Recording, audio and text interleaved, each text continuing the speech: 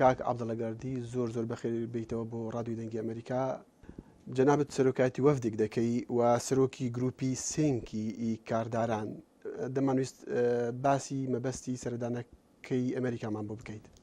بەڵێ زۆر سپاسانەکەم.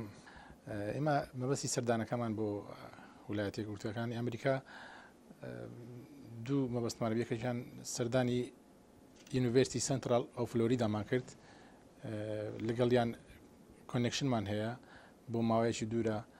دەمانەوێت برانچێک فەرعێک لەو یان بەشێک لەو سنترال فلۆریدا بینین لە کوردستاندا بنێن لێوێندەرێ بە سیستەمی خۆیان، بە مامۆستای خۆیان، بە هەموو.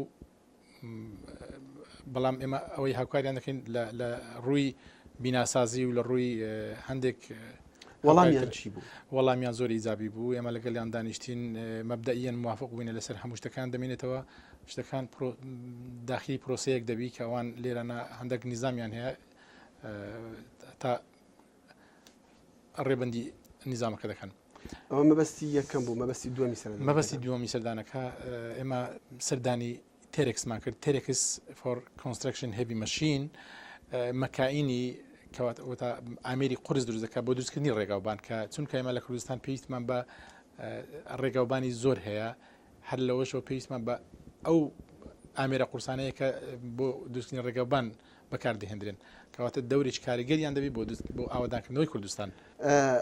کاک عەبدوڵڵا دەمانویست باسی کارداری لە کوردستان بەگشتی بکەین و یعنی پێشەوە چۆنی کارداری ئێستا لە هەڵومەرجی ئێستای کوردستاندا و هەرێمدا چۆن دەبینیت؟ ئێستا کارداری لە کوردستان لە قۆناغێکی زۆر گرنگدایە، چون ئێستا لە قۆناغی ئاوادانکردنەوەی کوردستانین و شەریکات کۆمپانیەکانی بیانی زۆر لە کوردستان و هەروە کۆمپانیای خۆماڵی زۆر هەنا، بەڵام ئەوەی جێگەی داخە کۆمپانیا بیانیەکان شوێنی کۆمپانیا خۆماڵیەکانیان گرتیتەوە، ئەوان بووینە خاوەنی پرۆژە گەورەکان بە تایبەتی ڕێگاوبان و بیناسازیە گەورەکان، زیاتر ئەوان بە تایبەتی کۆمپانیا تورکیەکان، ئێرانیەکان، تورکیەکان بە زۆری کە 175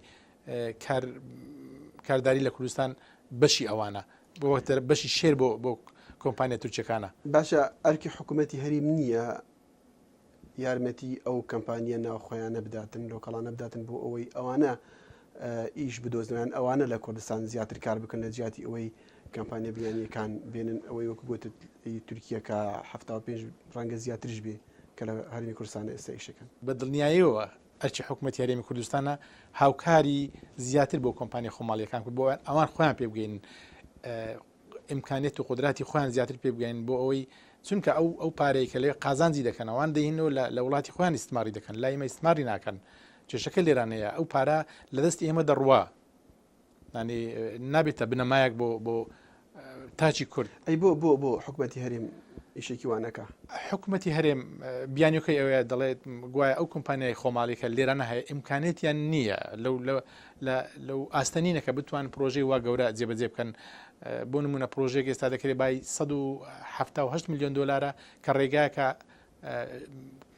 کۆڕێ قەندیل دوو سایی دەبێتەوە دەبەستێتەوە، کۆمپانیای تورکی جێبەجێ دەکات. ئەوە هەر ڕاستە خودرا بە کۆمپانیای تورکی بانجیان کرد، بانکەشتی چەند کۆمپانیایشیان کرد بۆ کۆمپانیا حکوومەتی خۆمان هەتا ئێستا بەڕاستی ئەتیمادی نەکردە سەر کۆمپانیا خۆماڵیەکان. کاک عەبدوڵڵا پرسیاری کوتایم ئەوەیە، زۆر جار ڕەخنە لە حکوومەتی هەرێمیان لە دەسەڵاتدارانی کورد هەیە گوایە کارداری بەگشتی یان بازرگانی بەگشتی لە ژێر چتری ئەوانە دەکرێت، لە ژێر دەستی ئەوانە زیاتر ئەوەی لە ژێر دەستی کارداران بێ. جەنابش سەرۆکی گروپێکی سەربەخۆی کاردارانی، وەڵامی چییە بۆ ئەو پرسیارە؟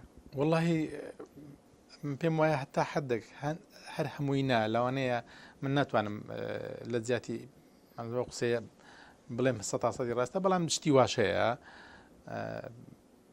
هەندێک لە برادران لەوانەیە قۆڕ خراپیان هەندێک پرۆژە هەیە قۆڕ دەکرێت بۆ خەڵکی با ئیمکانێت دەڕوە، بەڵام هەر هەمووشی وانە.